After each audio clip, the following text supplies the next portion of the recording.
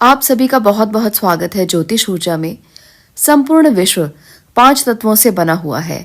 ये 5 तत्व अदृश्य हैं, पर पूरा विश्व इसी से बना हुआ है।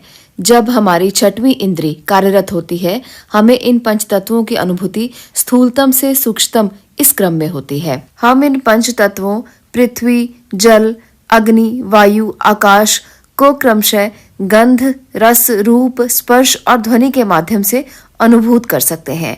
आज हम यहाँ पर ऐसी बात करने वाले हैं जिससे आपको समझ में आएगा कि सकारात्मक और नकारात्मक अनुभूतियों को हम कैसे जान सकते हैं, जो हमें हमारी 6वीं इंद्री से, या हम ये कह सकते हैं कि हमारी 5 ज्ञानेंद्रियों के माध्यम से मिलती है।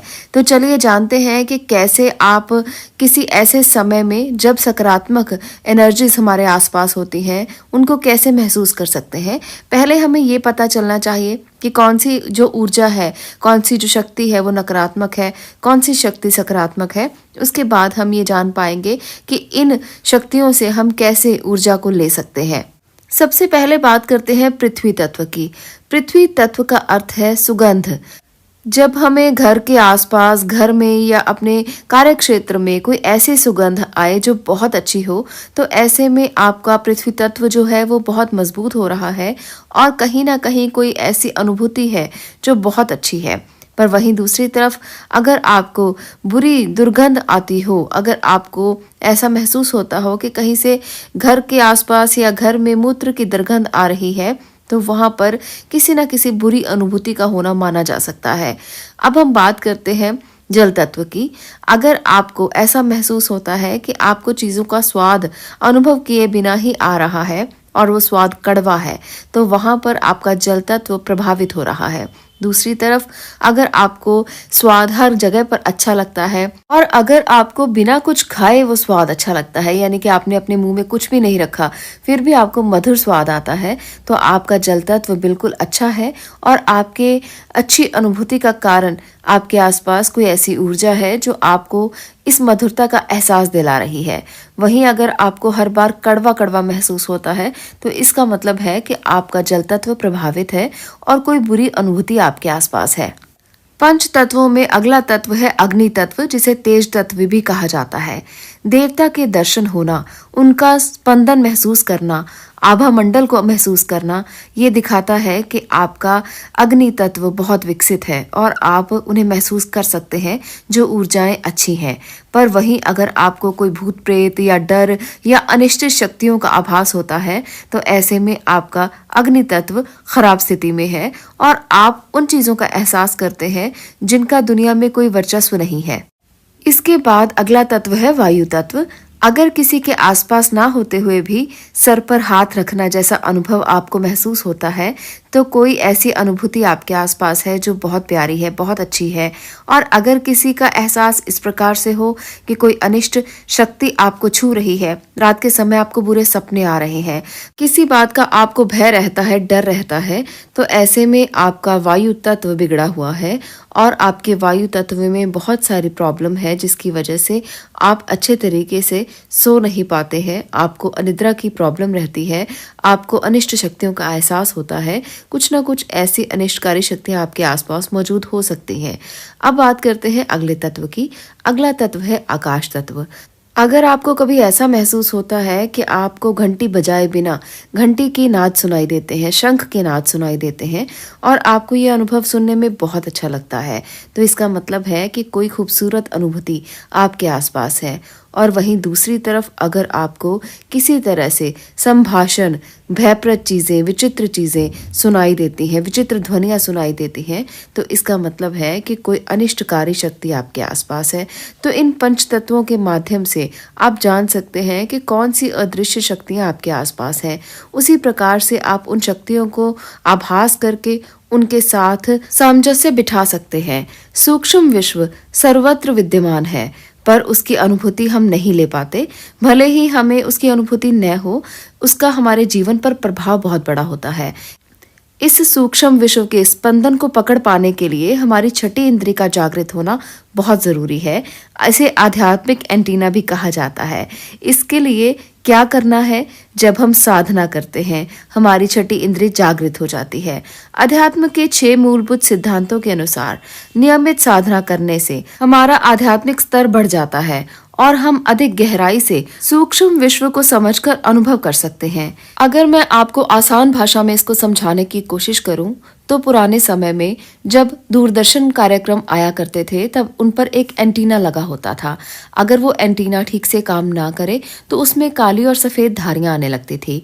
दूरदर्शन के स्टेशन से तरंगे भेजी जाती थी। हमारा टीवी तब तक उसे नहीं पकड़ सकता था जब तक उस पर एंटीना ना लगा हो। उसी तरह से सूक्ष्म विश्व जो है और ईश्वर का अस्तित्व जो है, वो सदैव हमारे आसपास रहता है, परंतु हम उसे तब तक अनुभव नहीं कर पाते जब तक साधना आरंभ ना कर दें, जिससे हमारी छठी इंद्री कार्यक्षम हो जाए। कभी कभी कुछ ऐसे लोगों को भी हम देखते हैं जो बहुत ही छोटी उम्र में सूक्ष्म विश्व को समझ पाते हैं, अदृश्य शक्तियों को समझ पाते हैं, जबकि उनकी इतनी साधना होती भी नहीं। इसका कारण ये होता है कि पिछले जन्मों से साधना से ही उन्होंने आवश्यक आध्यात्मिक स्तर प्राप्त कर लिया है, तो इसलिए वो अपने जन्म से ही इस तरह से विकसित होते हैं कि उनको अदृश्य शक्तियों का आभास बहुत आराम से हो जाता है। जैसे जैसे हमारा आध्यात्मिक स्तर बढ़ता है, हम अपनी सूक्ष्म संवेदी क्षमता अर्थात अपनी छठी इंद्री से सूक्ष्म विश्व को भी गहराई से जानने लगते हैं। तो इसलिए हमें अपनी छठी इंद्री को विकसित करना है, आध्यात्मिक स्तर को विकसित करना है। इसके लिए एक खास समय होता है, वो है ब्रह्म मुहूर्त का समय। अगर ब्रह्म मुहूर्त में बैठकर मेडिटेशन की जाए, ध्यान किया जाए, तो आपकी छठी इंद्रिय विकसित हो सकती है। आपका एंटीना काम करना शुरू कर सकता है, उन तरंगों को लेना शुरू कर सकता है जो ब्रह्मांड में चारों तरफ फैली हुई हैं। तो आपको इस बात को समझना है कि अगर आप भी चाहते हैं कि अदृश्य शक्तियों की मदद आपको भी मिले और आप भी इस अनुभव को महसूस करें, तो आप ध्यान अवश्य करें। सामान्यतः देखा गया है कि स्त्रियों की छठी इंद्री पुरुषों की तुलना में अधिक बलवान होती है।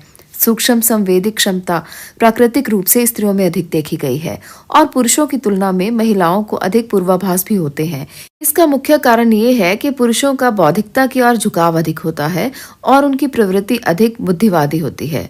कभी कभी किसी अनजान घर में जाकर भी अपने ही घर जैसा अनुभव होना, कभी कोई अनहोनी होने की आशंका होती है और किसी अन्यथा अरुचिकर व्यक्ति को देखकर अटूट प्रेम का अनुभव हो जाना, ये सभी सूक्ष्म मन की अनुभूतियां हैं।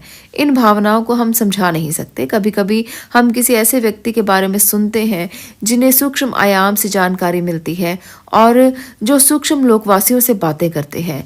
ये सब चीजें भी सूक्ष्म जगत का ही हिस्सा हैं। माना जाता है संपूर्ण ब्रह्मांड का अस्तित्व 14 विभागों में और लोकों में बटा हुआ है। इसमें 7 अच्छे लोक और 7 बुरे लोक हैं। पृथ्वी ही एक स्थूल लोक है, जबकि अन्य लोक सूक्ष्म स्तर के होते हैं।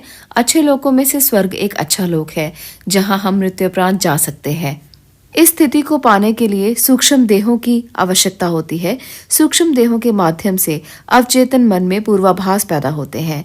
ये सूक्ष्म देह और शक्तियां भूलोक और पाताल लोक की अनिष्ट शक्तियां होती हैं। इन सूक्ष्म देहों के पास काल के परे देखने की क्षमता होती है। यदि उनके पास स्वयं ये क्षमता ना हो, तो ऐसी क्षमता से युक्त उच्च स्तरीय अनिष्ट शक्तियों से ये जानकारी प्राप्त कर लेते हैं।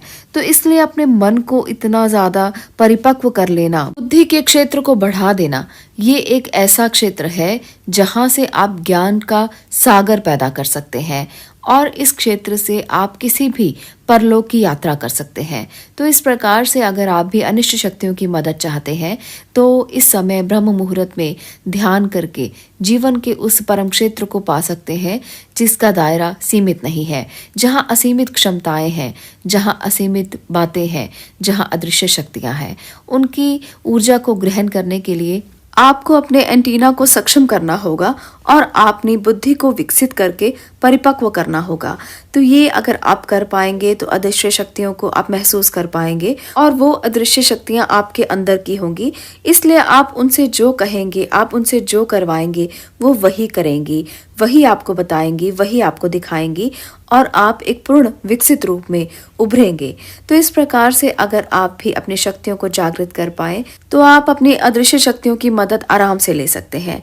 आज के लिए इतना ही। अगर आपको ये वीडियो अच्छी लगी हो तो इस वीडियो को लाइक अवश्य करें, लोगों के साथ इसे शेयर जरूर करें ताकि उनको भी अदृश्य शक्तियों के बारे में जानकारी मिल सके। आप सब लोगों का इस वीडियो को देखने के लिए बहुत बहुत धन्यवाद।